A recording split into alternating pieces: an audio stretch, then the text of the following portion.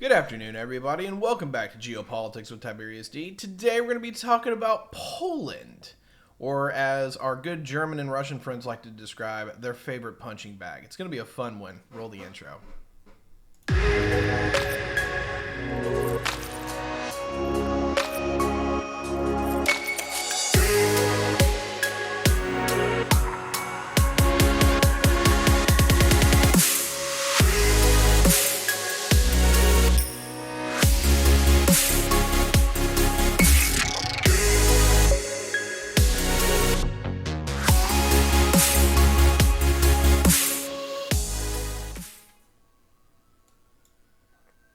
And we're back. All right, cool. So, Poland. Poland is really interesting.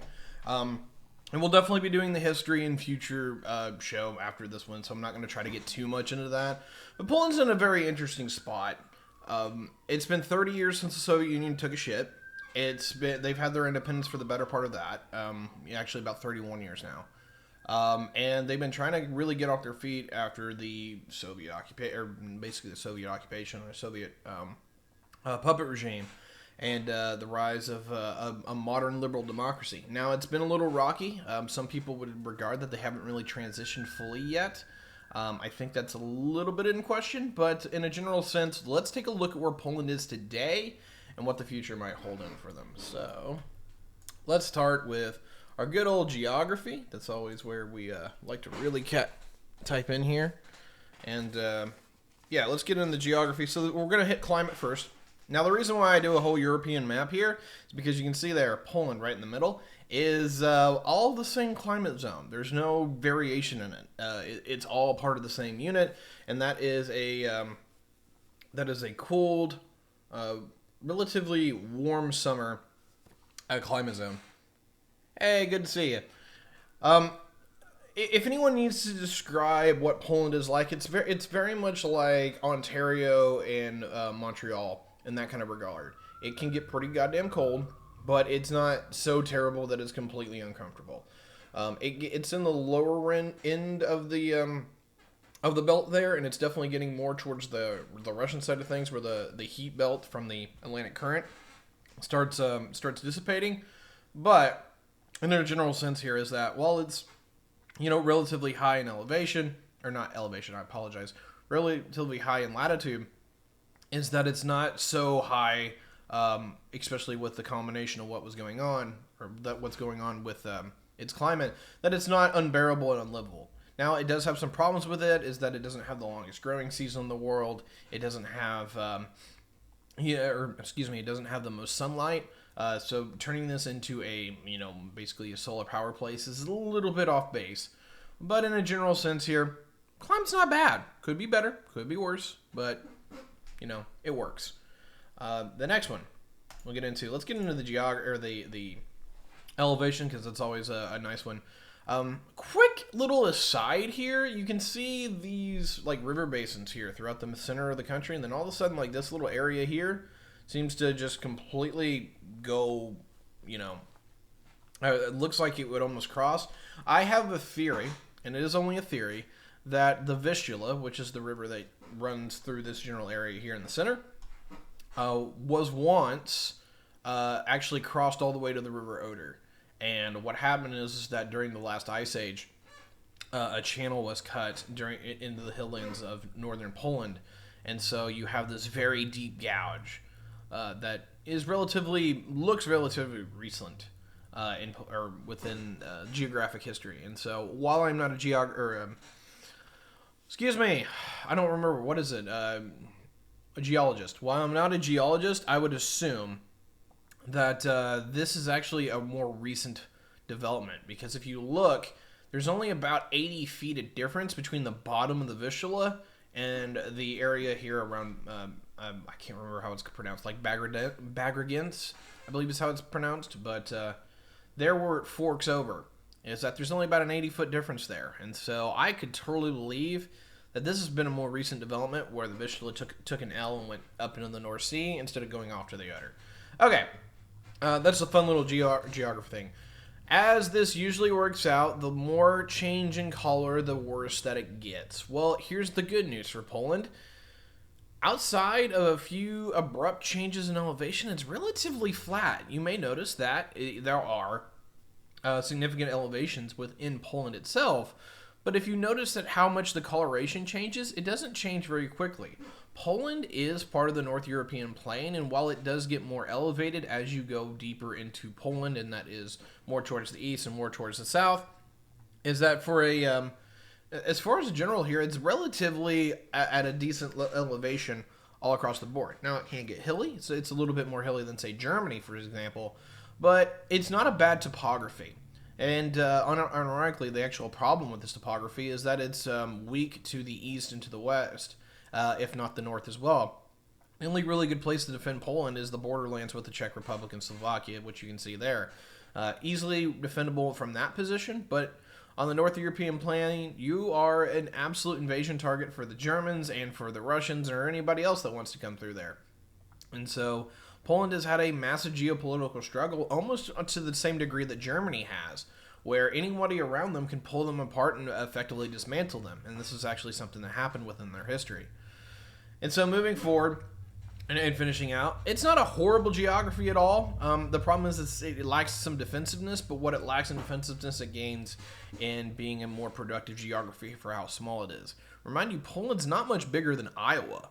So, in a general sense here, is that this isn't a bad place to live in the world, but you're largely going to be at the mercy of bigger powers in the region, and unfortunately for Poland, it's just not that big. And Poland has also changed quite a lot. A lot of these lands off to the east used to be part of the Poland and part of the PLC. And we'll talk about that a lot more in the history. But some of these areas, very recently, were German.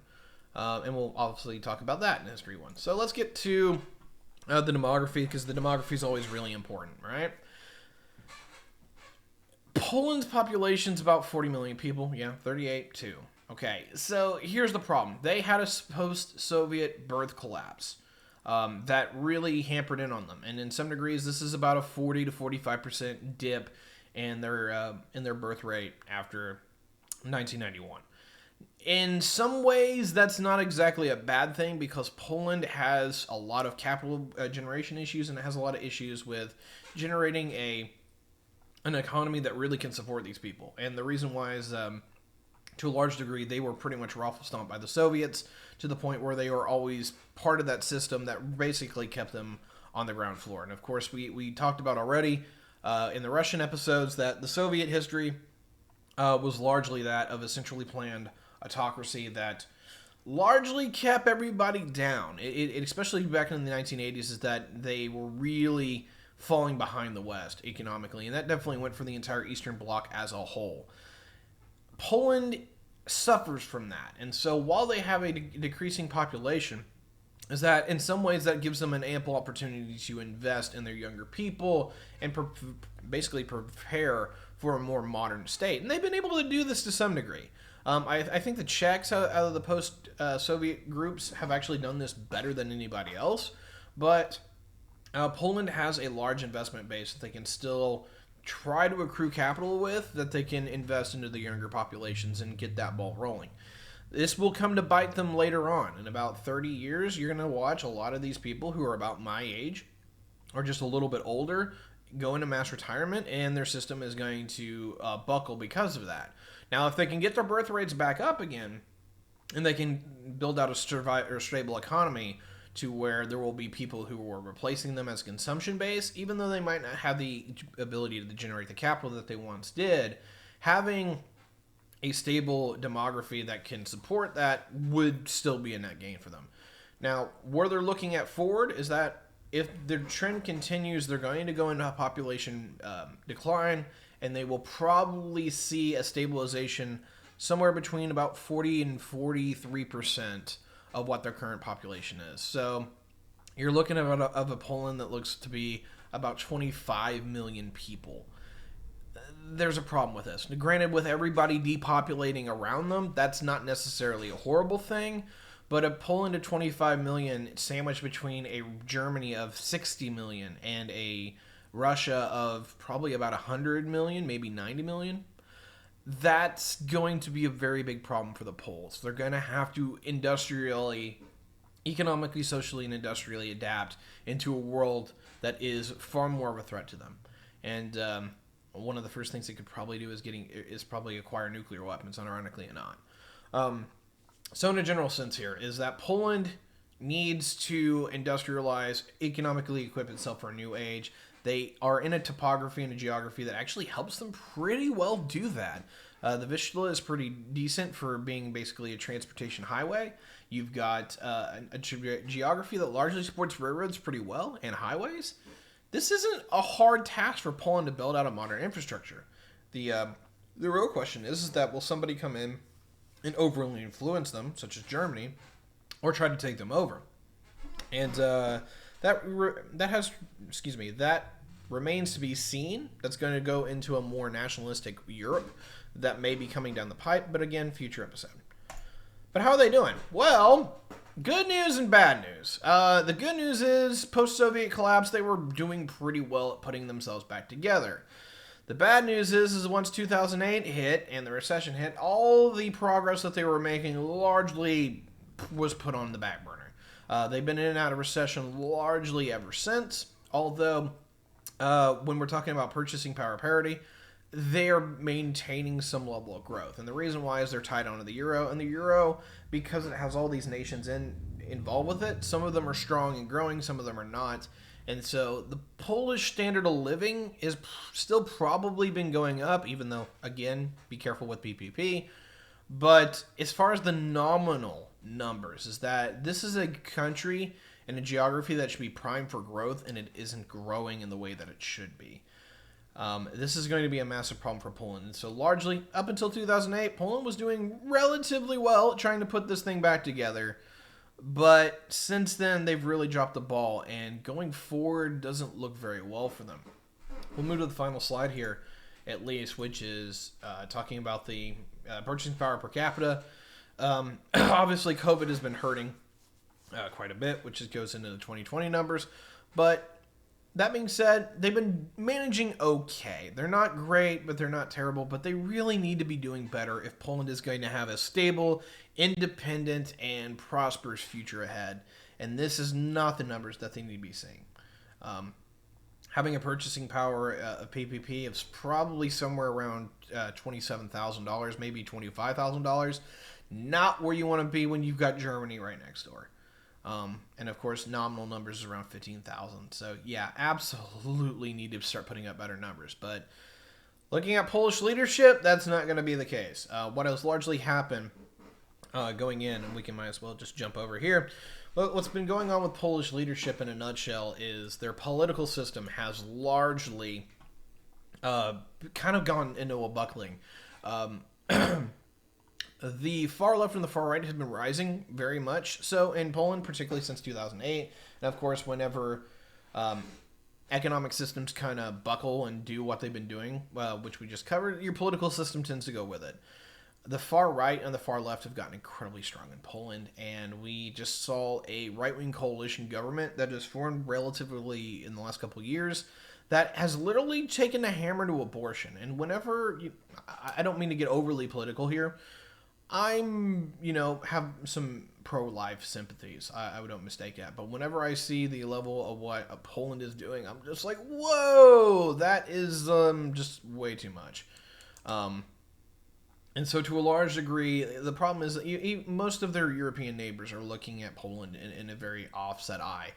And going forward, the political relationships domestically and internationally are in question.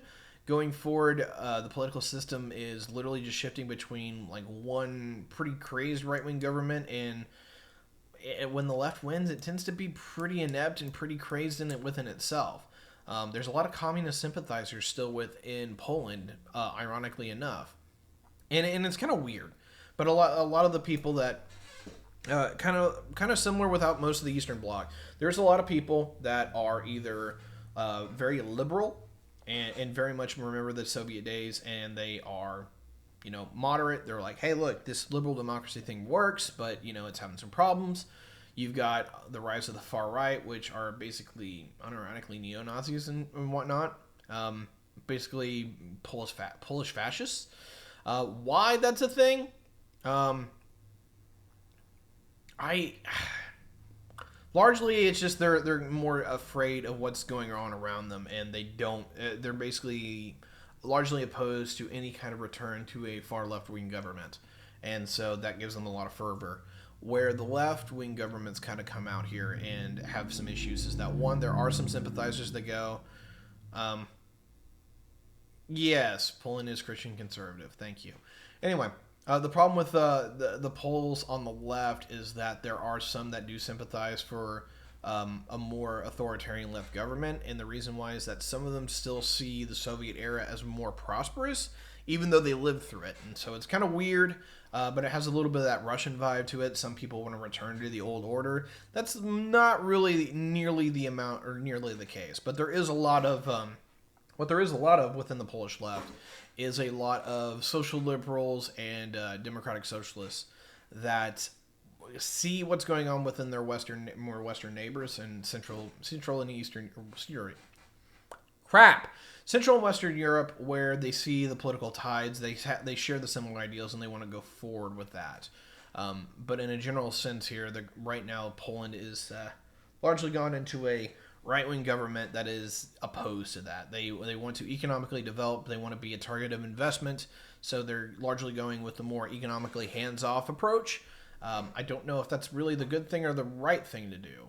And the reason why is that the problem with Eastern Europe is that it doesn't have the skills base and it doesn't have the technological base to rival Western Europe in a way that they can be cost competitive with France and Germany. And it's really weird because usually we see people pack up and they take their companies to places where they can economically outcompete. But ironically enough, Poland's standard of living, it seems to be just high enough where they can't really ride that train of industrialization that would usually come about from being able to compete with Germany and France. And that actually may be a result of the boom that they had post-Cold War, where they did really start picking themselves up. But once they were in a situation where they were only about 1/3 or 1/2 the standard of living that the Germans had, for example, the economic competitiveness that they could bring to the table started to diminish because the balance of power started sliding more in like Germany's favor. And so today we're looking at a Poland that is relatively stuck, and it's a really good litmus test in modern economics as what's going to actually help Poland, because there's a lot of ideas, but this is really the economic proving ground. If you want to figure out whose economic system is primed for a more modern era, Poland's really ground zero for what you want to do in a liberal democratic system. And right now, it doesn't look like anybody's got the right idea to how to forward Poland into a better state. The Christian conservatives have largely been doing a lot of what we would call Reaganomics here, a lot of cutting, a lot of opening up to investment, seeing if they can pull in a lot of capital so they can build out a modern infrastructure. Not been working out very well. On the other hand, the more left-wing governments are trying to build out their social infrastructure so that they can largely invest in their people that way. And of course, what we've seen throughout the Western world is that doesn't work either. Putting money into education, putting money into transportation tends to work very well, but putting money into social services just doesn't. Food stamps, things like that, at least from what we've been able to see, they only work as long as you do them. And the problem is that more often or not, they actually aren't net positives. They're net negatives. They actually drown your economy in bureaucracy. Chinchilla, it is good to see you. Let's see. He's talking a little bit there. Trying not to get too much involved with chat. I've been realizing that sometimes when we do some of these geopolitical videos that having chat a little bit too active sometimes hurts, but I do like the prompts sometimes. Yes, I'll largely agree with the thing there that the Polish Christian conservatives are largely aligned with very no, Chinchilla, you're fine. I'm just actually talking more for the audience because some people have been asking me if I'm just going to go without doing the live streams, and I know people do enjoy the history streams in particular, but not necessarily sometimes the country spotlights. But anyway, to wrap up the Polish political part, largely agree with Chinchilla here, is that largely it's a Christian conservative government, although there's some pretty far-right people within this coalition that do scare the living shit out of me. But in a general sense, is that politically, it's not really that stable. It does align with more far-right governments within Western Europe, but most of those are not seen as palpable to somewhere like the United Kingdom or even Germany to some example. Don't get me wrong, I like the CDU, but the CDU isn't super right by any stretch of the imagination. Compared to Poland, the CDU is very tame. And so moving forward with that is that we get into the military. And the problem with the Polish military is that it has a military, but it's almost the same state as Germany is. They've largely agreed. They largely have disarmed to a large degree, and while they have formally put themselves into NATO, they're one of the nations that, correct me if I'm wrong, hasn't been meeting spending targets of 2%. Now, granted, no one really ever cared until Trump that was the target anyway. But in a general sense here, Poland has largely tried to take the money that they would be dumping into a military, and they were dumping it into social services or some kind of investment that would hopefully pave the way for a more modern and beneficial Poland. So far, they're just not hitting it in the right regards, and that's very unfortunate for them.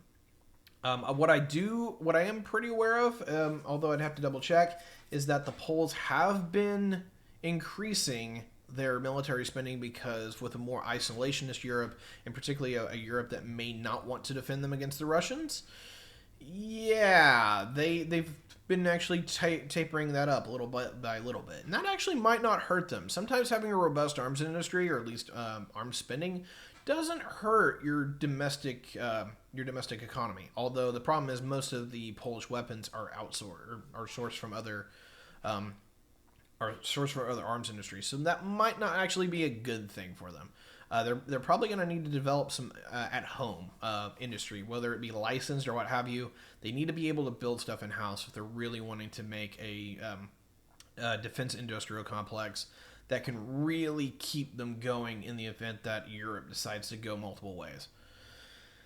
And with that, it's pretty much it. Pretty short episode, but the problem with Poland is well, I'm not super expert. I'm not a super much of an expert in Poland, but I generally get the most of the outlines. I know the history enough to actually know at least a little bit of what I'm talking about, but not enough to be like, oh yes, king, this, that, and whatever. The backwards, okay. There's a level where I might agree with you, but I don't know exactly what you mean by that. So. Anyway, just to wrap up with Poland here, is that there's a historical identity. Oh, there's definitely that. Anyway, just to wrap up, this has been the Country Spotlight for Poland. Not a lot of super content here, but Poland is, unfortunately, it's just more of a minor power or regional power, if that, and they're still struggling to really equip themselves for a modern era. And so I don't really have to spend the better part of an hour explaining what's going on within Poland. It's just pretty easy to gloss over. So in a nutshell, I do appreciate everyone for being here. I hope you enjoy this episode. Next episode, we'll be talking about Polish history.